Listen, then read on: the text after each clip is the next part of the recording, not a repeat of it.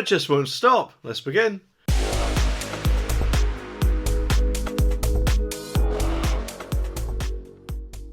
The article says that Holly Willoughby has considered quitting This Morning as a row with Phillip Schofield rumbles on, according to reports. Insiders have claimed the popular telly host feels trapped and is struggling to cope as her former friendship with Phil disintegrates. A source has told the Mirror by removing herself from this situation, she could protect herself better.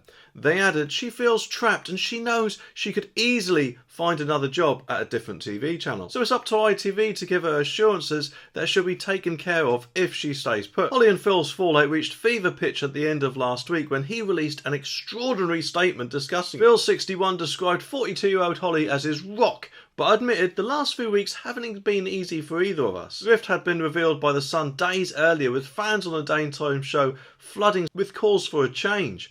And The Sun has since revealed how Phil called in a lawyer to help him. Insiders said that at the time how tensions between him and Holly had been rumbling on for some time, but were worsened by Phil's brother Timothy's sex abuse trial. The former police IT worker was found guilty last month of 11 sexual offences, including 2 against children, and he is due to be sentenced on Friday at Bristol Crown Court. Now obviously it's never nice for anyone to air their dirty laundry in public, is it? Although if you're a celebrity, I guess that kind of goes with the territory a bit, doesn't it? But either way, if you're presenting in a daytime programme that you obviously want people to watch, your personal problems shouldn't really be the subject of mainstream news, should it? And although at times over the years Phillip Schofield has certainly come across as a grade Aidan Bellend in my opinion, we as far as I'm aware don't actually know the full extent of what their feud is about. Just that it's been going on for a few weeks, and also from what I heard, Holly wasn't too happy that Phillip didn't tell her about his brother, but surely it's got to be more than that, hasn't it? Because if you've been friends for someone for 14 or 15 years, you'd like to think that not telling your friend something wouldn't actually be enough to destroy your friendship. Personally, I think they should just both put their big boy pants on and sort it out like adults. And if they can't do that, then maybe they should just have some serious make-up sex.